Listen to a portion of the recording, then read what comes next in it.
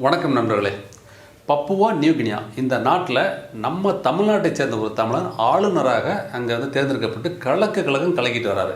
அந்த நாட்டு மக்களால் அவர் பயங்கரமாக கொண்டாடப்படுகிறார். அப்படி கொண்டாடப்படுகிற அந்த தமிழன் நம்ம தமிழ்நாட்டில் எந்த ஊரை சேர்ந்தவர், அவர் யார், அவருடைய பின்னணி என்ன, இதை பற்றி தான் இந்த வீடியோவில் பேச போகிறோம். பேசுவதற்கு நிறைய இருக்கிறது, பேசலாம். ஹாய், நான் பாபு சீனிவாசன், ஜேர்னலிஸ்ட். தமிழ்நாட்டில் சிவகாசின்ற ஊரில் பிறந்து வளர்ந்த ஒருத்தர் தான் சுசீந்திரன் முத்துவேல். இவர் அங்கே இருக்கக்கூடிய தேனி பெரிய குளத்தில் இருக்கக்கூடிய தமிழ்நாடு வேளாண் பல்கலைக்கழகத்தில் தோட்டக்கலைத்துறையில் இளங்கலை பட்டத்தை படித்து முடிக்கிறாரு. படித்து முடித்த உடனே நிர்வாகத்துறையில் முதுகலை பட்டமும் வாங்குறாரு. வாங்கி முடித்ததுக்கப்புறம் தான் அவருக்கான சவால் ஸ்டார்ட் ஆச்சு. வேலை தேட ஆரம்பிக்கிறார். வேலை தேட ஆரம்பிக்கும் போது அவர் படித்த அந்த தோட்டக்கலைத்துறை சார்பாக என்ன வேலை கிடைக்கும்னு சொல்லிட்டு வேலை தேடிக்கிட்டே இருந்தார். வேலை கிடைக்கல. வேறு வழியே இல்லாமல் அவர் என்ன பண்ணார், சரி வெளிநாட்டிலேயாவது ட்ரை பண்ணலாம் அப்படின்னு சொல்லிட்டு வெளிநாட்டில் ட்ரை பண்ணார். அப்போது மலேசியாவில் ஒரு வேலை கிடச்சிது. இந்த மலேசியாவில் வேலை கிடச்ச உடனே அதை வச்சுட்டு அவங்க வீட்டில் அவருக்கு கல்யாணம் பண்ணி வச்சுட்டாங்க. திருநெல்வேலியை சேர்ந்த சுபா அபர்ணா அப்படின்ற ஒரு லேடி அவங்களுக்கு திருமணம் செஞ்சு வச்சாங்க. இப்போது திருமணம் செஞ்ச கையோட ஃபேமிலியோடு மலேசியாவில் போய் செட்டில் ஆனார். மலேசியா புறப்படும் போது அவருக்கான துரதிர்ஷ்டமாக அவர் கூடவே ட்ராவல் ஆச்சு. அங்கே மலேசியாவில் போய்ட்டு லேண்ட் ஆகிட்டு அங்கே வேலை செய்ய ஆரம்பித்தார். அவர் வேலை செஞ்ச கம்பெனி ஒரே வருஷத்தில் கம்பெனியே மூடிட்டாங்க. இப்போ என்ன பண்ணுறது தெரியாமல் முழிச்சிட்டு இருந்த டயத்தில் சரி அடுத்த வேலை தேட ஆரம்பித்தார். ஆனால் அவருக்கு கிடைச்ச வேலை அங்கே கிடைக்கல, சிங்கப்பூரில் கிடைச்சிது. அதனால் வேறு வழி இல்லாமல் ஃபேமிலியோட திரும்ப சிங்கப்பூருக்கு போயிட்டு அங்கே குடியேறினார். அங்கே குடியேறும் போதும் இந்த விடாது கருப்பு அப்படின்னு சொல்லுவாங்களே, அதே போல் அவருக்கான துரதிர்ஷ்டம் அங்கேயும் வந்துச்சு. அவர் வேலை செஞ்ச அந்த கம்பெனியில் இவருக்கான பிரச்சனை, அங்கே அந்த நிர்வாகத்தோட டேர்ம் சரியில்லை, வேலையில் திருப்தி இல்லை, இவரால் கண்டினியூ பண்ண முடியல. அந்த வேலையை விட வேண்டிய கட்டாயம், வேலையை விட்டுட்டு வெளியே வந்துட்டார். இப்போது அடுத்தது வேலை தேடணும், என்ன பண்ணுறது அப்படின்னு யோசிக்கும் போது இப்போது சொந்த ஊருக்கு போயிடலாமா, இல்லை இங்கேயே எதனா தொழில் பண்ணலாமா, இல்லை வேலை தேடலாமா அப்படின்ற ஒரு கன்ஃபியூஷனில் அகெயின் என்ன பண்ணார், சரி இந்த முறை ஆஸ்திரேலியா போகலாம் அப்படின்னு சொல்லிட்டு முடிவு பண்ணார். அடுத்த குறி ஆஸ்திரேலியா வேலை தேடுறது தான். ஆஸ்திரேலியா போகணும் அப்படின்னா விசா அப்ளை பண்ணணும். ஆஸ்திரேலியா பொறுத்த வரைக்கும் விசா அப்ளை பண்ணுறதுக்கு நம்ம படித்த சர்டிஃபிகேட், ஒரிஜினல் சர்டிஃபிகேட் வேணும். அதை வச்சு தான் அப்ளை பண்ண முடியும். ஆனால் இவர் சுசீந்திரன் முத்துவேல்கிட்ட ஒரிஜினல் சர்டிஃபிகேட் எல்லாமே கையில் இல்லை, எல்லாமே சொந்த ஊரில் சிவகாசியில் இருக்குது. இப்போ டூப்ளிகேட் வாங்கினா கூட ஆன்லைனில் 1 மந்த் ஆகும். என்ன பண்ணுறது முழிக்கிறார். சரி வேறு வழி இல்லாமல் திரும்ப கிளம்பி சொந்த ஊருக்கே வராரு. இந்த சிவகாசியில் அவர் வீட்டில் இருக்கக்கூடிய அந்த ஒரிஜினல் சர்டிஃபிகேட் எல்லாத்தையும் எடுத்துக்கிட்டு சிங்கப்பூர் போகிறாரு.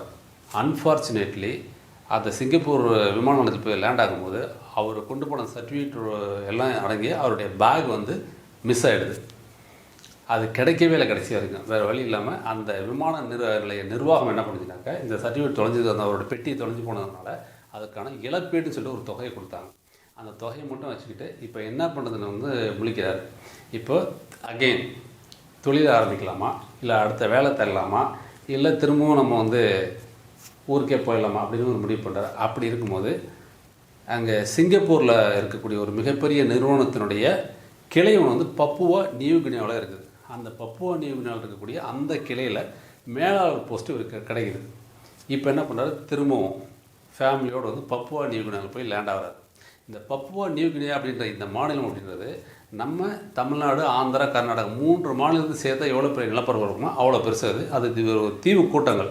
அதில் மொத்தம் 22 மாநிலங்கள் இருக்குது. அதில் ஒன்று தான் மேற்கு பிரிட்டன். இந்த மேற்கு பிரிட்டன் அப்படின்ற அந்த மாநிலத்தில் இருக்கக்கூடிய அந்த கிளையில் தான், அந்த நிறுவனத்தின் கிளையில் தான் போய்ட்டு மேலே வேலைக்கு சேர்றார். அங்கே வேலைக்கு சேர்ந்த பிற்பாடு அவருடைய துரதிர்ஷ்டம் அங்கேயும் ஸ்டார்ட் ஆச்சு. அந்த கம்பெனியும் அந்த பிரான்ச்சையும் 1 வருஷத்தில் மூடிட்டாங்க. வேறு வழியே இல்லாமல் என்ன பண்ணுறது அப்படின்னு சொல்லிட்டு இந்த முறை அவர் தெளிவாக இருந்தார். வேலை தேடக்கூடாது, தொழில் தான், இல்லைன்னா ஊருக்கு போகிறது, இது 2 சாய்ஸ் அப்படின்னு சொல்லிட்டு அந்த சாய்ஸில் தொழில் ஆரம்பிக்கலாம் அங்கே. ஏன்னா அந்த விமானம் ஒரு சர்டிஃபிகேட்டில் மிஸ் ஆனதுக்காக அந்த விமான நிலைய நிர்வாகம் ஒரு அமௌண்ட்டு கொடுத்துச்சு இல்லையா, அந்த அமௌண்ட்டை வச்சுக்கிட்டு நம்ம பிஸ்னஸ் ஸ்டார்ட் பண்ணலாம்னு சொல்லிட்டு முடிவு பண்ணுறாரு. கிளியர் இந்த இருப்பு தெளிவான முடிவு எடுத்துறாரு. என்ன பண்ணுறாரு, அவர் அந்த கம்பெனி வேலை செஞ்ச கம்பெனி மூடினாங்க இல்லையா, அந்த பிரான்ச் மூடினாங்க இல்லையா, அதே நிறுவனத்தினுடைய வேறு பிரான்ச்சை குத்தகை எடுக்கிறார். அதை லீஸுக்கு எடுத்து ரன் பண்ணலான்னு சொல்லிட்டு ரன் பண்ணுறாரு. அப்படி ரன் பண்ணும்போது அவருக்கு அப்போ தான் நல்ல நேரம் ஸ்டார்ட் ஆகுது. எல்லா அவருடைய அந்த குத்தகை எடுத்த அந்த நிறுவனம், அந்த கிளை பிஸ்னஸ் நல்லா போக ஆரம்பிக்குது. அதுக்கு மிக முக்கியமான காரணம், அவர் அந்த பப்புவா நியூகினியாவில் இருந்த காலகட்டத்தில் அந்த லோக்கலில் இருக்கக்கூடிய அந்த மக்களுடைய மொழியை இவர் கற்றுக்கிறார். அப்போது இவர் இந்த லீஸுக்கு எடுத்த பிற்பாடு அந்த பிஸ்னஸ் நடத்தும் போது அங்கே வரக்கூடிய அந்த கடைக்கு வரக்கூடிய அந்த மக்கள்கிட்ட வந்து அவங்களுடைய மொழியிலே பேச ஆரம்பிக்கிறார். அது அவங்க அந்த மக்களுக்கும் இவருக்குமான ஒரு பிணைப்பை வந்து ஒரு நல்ல உறவை ஏற்படுத்துது. அப்போது பிஸ்னஸ் நல்லா போகுது, பணம் நிறைய சேர ஆரம்பிக்குது. அப்போ என்ன பண்ணாருன்னா, சேர்ந்த பணத்தில் ஒரு பகுதியை வந்து இந்த மக்களுக்காக சேவை செய்யலாம், அவங்களால நம்ம பிஸ்னஸ் இந்த அளவுக்கு நம்ம வந்து வளர்ந்துட்டு வரோம், அதனால் அவங்களுக்கு திருப்பி கொடுக்கணும் அப்படின்னு அவர் நினைக்கிறார். அதுக்காக வந்து என்ன பண்ணுறாரு, அவருடைய கடைக்கு வந்து வரக்கூடிய வாடிக்கையாளர்களை பள்ளிக்கூட ஆசிரியர்களும் இருந்தாங்க. அப்போ அப்படி பேச்சு கொடுத்து பேசும்போது வந்து அந்த பள்ளி ஆசிரியர்கள் மூலிமா இவருக்கு தெரிய வந்து என்னன்னாக்கா, அவங்க வேலை செய்கிற பள்ளிக்கூடத்துலேயே வந்து நிறைய இன்ஃப்ராஸ்ட்ரக்சர் இல்லை, உட்காரத்துக்கு நாற்காலி கிடையாது, ஸ்டூடெண்ட்டுக்கு வந்து பெஞ்சு கிடையாது அப்படின்னு தெரிய வருது. அதனால் இவர் என்ன பண்ணுறாரு, தன்னுடைய சொந்த பணத்தில் அந்த பள்ளிக்கூடங்களுக்கு வந்து தேவையான இந்த இன்ஃப்ராஸ்ட்ரக்சரை வந்து உருவாக்கி கொடுக்குறாரு. அது வந்து இவருக்கு மிகப்பெரிய ஒரு நல்ல பேரை ஏற்படுத்தி தருது. சுசீந்திரன் முத்துவேல் அவர் தன்னுடைய தொழிலில் அடுத்தடுத்த பிரான்ச்சை தொடர்ந்து ஓப்பன் பண்ணிக்கிட்டே போகிறாரு. அத்தனை பிரான்ச்சுமே நல்லாவே ரன் ஆக ஆரம்பிக்குது, நிறைய பணம் வந்து சேர ஆரம்பிக்குது. அந்த கிடைக்கக்கூடிய எல்லா பிரான்ச்சிலேருந்து கிடைக்கக்கூடிய பணத்தில் ஒரு பகுதி திரும்பவும் வந்து அந்த மக்களுக்காகவே செலவு பண்ணுறாரு. அது வந்து அவருக்கு இன்னும் வந்து ஒரு நல்ல பேர் வந்து பெற்றுக்கிறது. அந்த மக்கள்கிட்ட ஒரு மிகப்பெரிய செல்வாக்கு வந்து உயருது. அப்போது அந்த மக்கள் வந்து அப்போ இவர்கிட்ட ஒரு ரெக்வஸ்ட் வச்சாங்க. என்னன்னாக்கா, நீங்கள் உங்கள் சொந்த பணத்தை வந்து பயன்படுத்தி இந்த மக்களுக்கு இவ்வளோ செய்கிறீங்களே, அப்போ நீங்கள் வந்து எலெக்ஷனில் நின்று தேர்தல் நின்று ஜெயிச்சு நீங்கள் அதிகாரத்துக்கு வந்தீங்கன்னா நீங்கள் இதை விட இன்னும் பல மடங்கு இந்த மக்களுக்காக செய்ய முடியும் இல்லையா, அதனால் நீங்கள் எலெக்ஷனில் நின்னா என்ன அப்படின்னு சொல்லிட்டு வந்து அவங்கள வந்து ஒரு ரெக்வஸ்ட் வச்சாங்க. அந்த ரெக்வஸ்ட்டில் இருக்கக்கூடிய நியாயத்தை புரிஞ்சுக்கிட்டு அது சரிதான் அப்படின்னு சொல்லிட்டு அவர் முடிவு பண்ணி எலெக்ஷனில் நின்னார். இதுக்கு நடுவில் கடந்த 2007 அவருக்கு வந்து அந்த நாட்டினுடைய குடியுரிமை கிடைச்சிருது.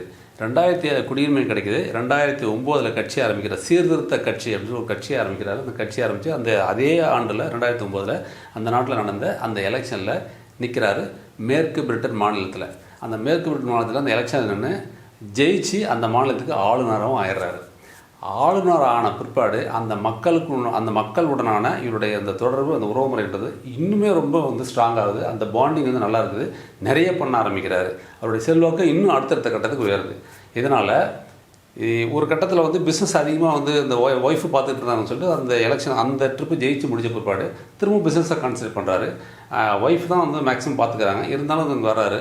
ஆனால் இந்த மக்களுடைய அந்த ரெக்வஸ்ட்னால் திரும்பவும் 2017 2022 இந்த 2 எலெக்ஷன்லையுமே தொடர்ந்து நிற்கிறாரு. 2 எலெக்ஷனும் தொடர்ந்து ஜெயிச்சார்.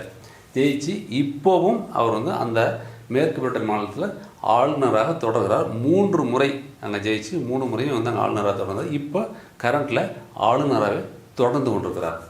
பப்புவா நியூகினியாவுடைய ஆளுநர் பதவி வரை உயர்ந்து அந்த நாட்டு மக்களுக்கு அவர் ஆற்றிய சேவையை பாராட்டி நம்ம இந்திய அரசு, மோடி தலைமையிலான இந்திய அரசு நம்ம நாட்டினுடைய மிக உயரிய விருதான பத்மஸ்ரீ விருதுக்கு வந்து அவர் தேர்ந்தெடுத்தாங்க. அது 2023. அதுக்காக இந்த ஆண்டு துவக்கத்தில் ஜனவரியில் அந்த விருதை பெற்றுக்கொள்வதற்காக அவர் வந்து இந்தியாவுக்கு வந்தார். வந்து அந்த இதையும் விருதையும் வந்து பெற்றுக்கிட்டு அவர் திரும்ப போனார். எங்கேயோ பிறந்து எங்கேயோ வளர்ந்து எங்கேயோ ஒரு நாட்டுக்கு போயிட்டு வேலை தேடி அங்கே வேலை கிடைச்சி அங்கே கவர்னர் பதவி வரை உயர்ந்து அது வேலை கிடைக்காத அதே தன்னுடைய சொந்த நாட்டுக்கு வந்து இந்திய நாட்டினுடைய மிக உயர்ந்த விருதான பத்மஸ்ரீ விருதை நம்ம பிரதமர் மோடி கையில் வாங்கி அது பெருமைப்படுற அளவுக்கு தன்னை உயர்த்திக்கிட்டு தன்னுடைய வாழ்க்கை முறை அமைத்து கொண்ட அந்த சுசீந்திரனுடைய வாழ்வியல் முறை அப்படின்றது யாதும் ஊரே யாவரும் கேளு அப்படின்றதுக்கு ஏற்ப இருக்குதுன்றது வந்து பாராட்டுக்குரியது. நண்பர்களே, நீங்கள் என்ன நினைக்கிறீங்க? உங்களுடைய கருத்துக்களை பதிவிடுங்கள். அடுத்த வீடியோவில் சந்திக்கலாம். பாய்.